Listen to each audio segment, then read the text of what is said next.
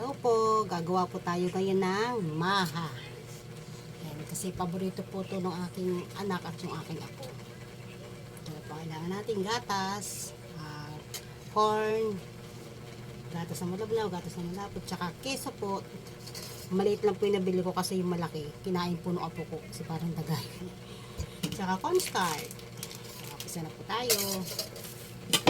Samahin lang natin ito. Lagyan natin ng gatas.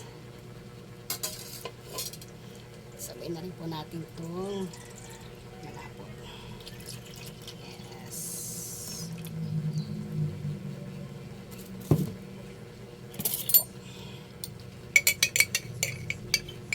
Ayan.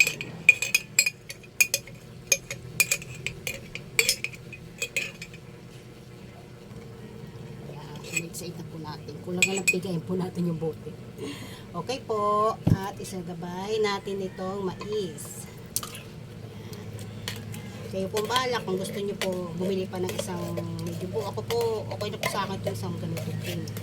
Ayaw din po naman nila ng medyo may ano-ano pa. Yes. Wala na po. Nasa iba natin siya. Then, sunod po natin yung gata. Mga 30 pesos na gata. Pwede na po yun. Kasi ito pala yung gunting. May gunting pala eh. Oo nga naman. Talaga si Lola. Siya na po. Lola na kasi. Ayan. Para mas creamy po siya.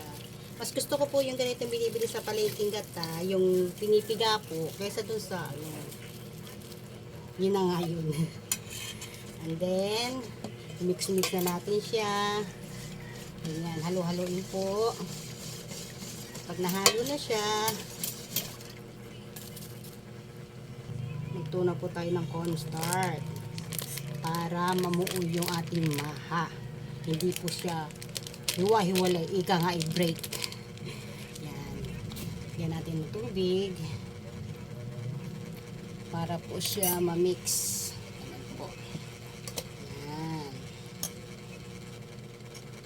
Masyado siyang makapit, parang pag-ibig lang, sobra kong kumapit, pero bibitaw din naman pala.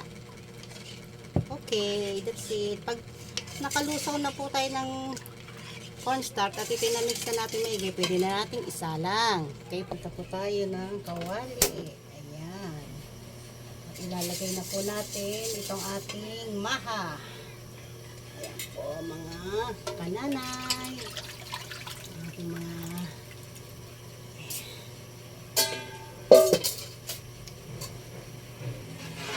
po, halo-haloin lang ito. Kailangan po natin itong since lagi siyang haluin kasi po pag napabayaan po natin siya, maaring pangit po ang kalabs. Kaya kailangan natin bantayan siya, halo-haloin natin. Parang sa ating asawa lang, bantay-bantayin natin paminsan-minsan. Parang kanta. Ayan po, medyo malapit na siya.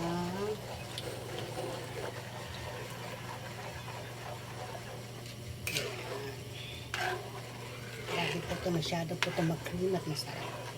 Paborito ng aking mga tikin at aking apo.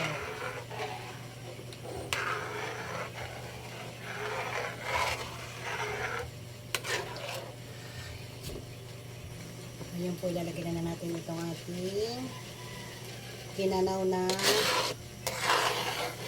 cornstarch.